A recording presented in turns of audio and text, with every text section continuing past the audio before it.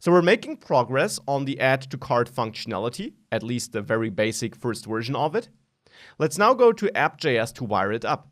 When finding a user, I'm storing it in the request like this, and this actually should be all right. However, it's important to understand that the user, as I'm storing it here, will just be an object with the properties, so the data we have in the database.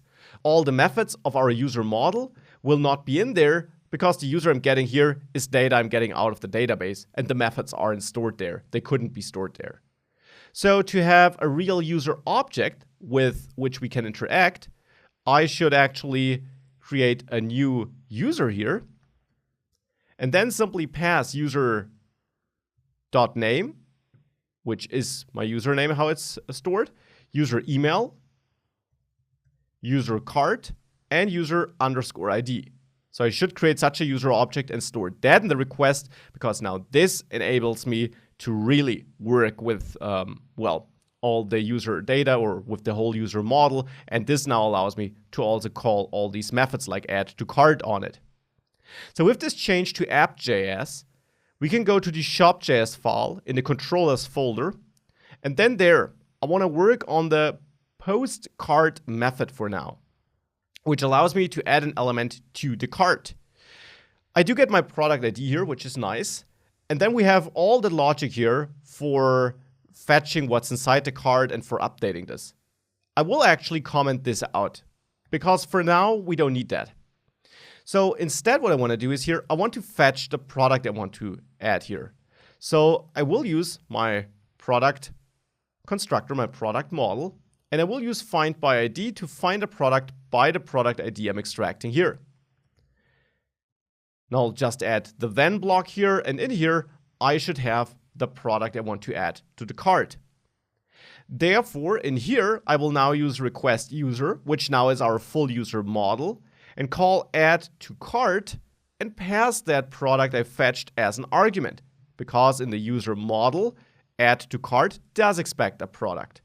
And then I return the result of update 1, which will be a promise. So back in the shop.js controller, if I return that promise inside of then here, I can simply chain another then block where I get the result of, in this case, my update operation. So I'll just console log that result. Now, with that, let me go to the shop.js routes and let me add that cart post route again. Let's now go back to products and let's give this add to cart button a try. And I get an error here. The problem here should be that if we have a look at our view, at our product list EJS file, that for add to cart, we have that add to cart EJS snippet that include where I pass my product to.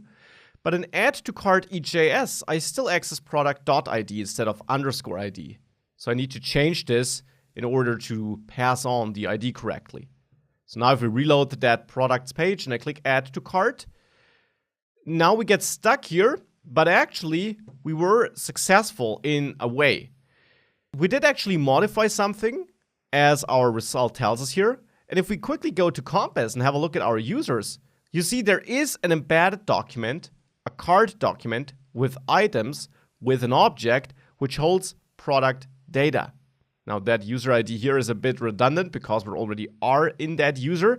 We could strip that out and only store what we want, but it also doesn't matter too much.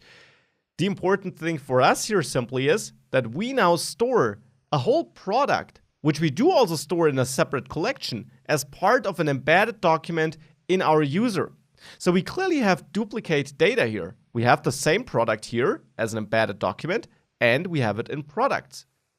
So this is maybe something which we should change, because if we change the product right now, if we change the title or the price, this will not be reflected in the cart. And in the cart, we should have correct data, because if the price changes, we can't show the wrong price in our cart, right? So actually, we'll need to tweak this a little bit more. In our user model, where I store a product in add to cart, well, I actually don't want to store all product data in this object and then the quantity. I just want to store the product ID by creating a new object ID here and passing product.id as an _id as an argument, and the quantity. So now only the reference and the quantity and not the rest of the data. If I now save this and I click add to cart again, it gets stuck again. It doesn't matter too much right now. If I now update my users, I get an error here. That should be product ID, product underscore ID. I forgot the T. So now again, if I update this and I click add to cart again, and I reload my users document here or my collection, now you see I'm only storing the reference and the quantity. And this is exactly the information I want. If I now want to display information about the product, I have to fetch that manually because I only have the ID. That, on the other hand, is all I need for fetching information. So that is what it is. But on the other hand, if I now do change my product, I don't have to change it in the products collection and my users, because that would be a lot of work for data that might change quite a lot.